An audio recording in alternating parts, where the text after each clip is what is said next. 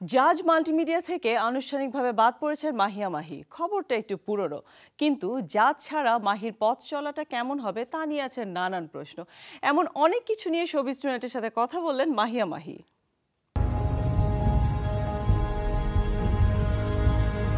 ১৬ মে আনুষ্ঠানিকভাবে মাহিয়া মাহিকে বাদ দেয় জ্যাজ মাল্টিমিডিয়া। এর পেছনে কারণ হিসেবে দেখানো হয়েছে মাহির উশৃঙ্খল জীবনযাপন, চলাফেরা সহ বেশ কিছু ব্যাপার। কিন্তু এত সবকিছুর পরও জ্যাজকে নিয়ে মাহির মতামত আগের মতোই। পরিবার থেকে কিছুটা আলাদা হচ্ছি, এটা তো অনেক কষ্টের ব্যাপার, কিন্তু তারপর আমি সবসময় পজিটিভলি চিন্তা করি যেটা হয় ভালোর জন্য হয়। সেই হিসেবে আমি এখন স্বাধীন যে না আপাতত, আর যদি কখনো কোনো প্রবলেম হয় আমার মনে হয় তারা অবশ্যই পিছপা হবে না। মাহির সাথে জ্যাজের এমন আচরণের কারণে প্রতিষ্ঠানটির নতুন দুই নায়িকাকে নিয়ে মাহি জানালেন তার মতামত।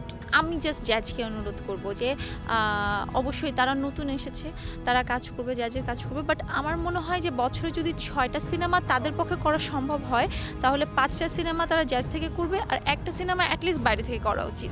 কারণ মানে হিরোইন বেসিক্যালি ফুল ইন্ডাস্ট্রির, যদি জ্যাজ ওদেরকে নিয়ে রেখে দেয় যে না তারা করতে পারবে না, তাহলে আসলে আমাদের বাইরে যারা প্রডিউসার আছে, যারা আরও ভালো কাজ করতে চায়, তারা কিভাবে সুযোগ পাবে। মাহিয়া মাহি জ্যাজের নায়িকা হলেও মাহির সাথে প্রতিষ্ঠানটির চুক্তি ছিল বেতন ভিত্তিক, আর সেই উপার্জিত অর্থ দিয়ে প্রথম সিনেমা নির্মাণ করার কথা ছিল মাহির। জ্যাজে আমি অ্যাকচুয়ালি কোনো রেমুনারেশন কখনো নিতাম না, বাট আমার একটা আপনার স্যালারি সিস্টেম ছিল জ্যাজে যে এরকম পাবো, তো সেখান থেকে তোমার পুরোটা লাগতো না। তো আমি কিছু কিছু এভাবে রেখে 2.5 বছর ধরে ওয়েট করতেছি যে আসলে আমি করব। নিয়তিটা আমার প্রডিউস করার কথা ছিল, যে ইনভেস্ট আমি করব, প্ল্যানিং জ্যাজ করবে। এখন পর্যন্ত নতুন কোনো সিনেমায় চুক্তিবদ্ধ হননি এই অভিনেত্রী। হয়তো খুব শীঘ্রই চুক্তিবদ্ধ হবেন দেশের এবং যৌথ প্রযোজনার সিনেমায়। ভবিষ্যৎ কি হবে এটা আমরা কেউই জানি না, কিন্তু হ্যাঁ, কলকাতা মানে এসকের বাইরে ওখানকার অনেকগুলো প্রোডাকশন আছে যারা আসলে কথা বলেছে আমার সাথে, আমাদের কাজ করার মানে কথা হচ্ছে, চলছে। এখন ভালো প্রজেক্ট হলে আমরা অবশ্যই করব। 3টি বছর একটি প্রতিষ্ঠানের হয়ে কাজ করেছেন মাহিয়া মাহি। পুরোটা পথ চলেছেন জ্যাজের হাত ধরে।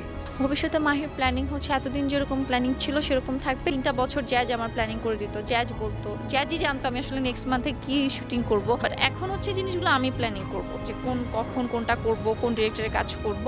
এখন মাহির ভবিষ্যৎ কেমন হবে তা দেখার অপেক্ষা। তবে নিজেকে টিকিয়ে রাখতে হলে ভালো কাজের বিকল্প নেই বলে মনে করেন এই অভিনেত্রী। Kamrul Rifat, showbiz tonight.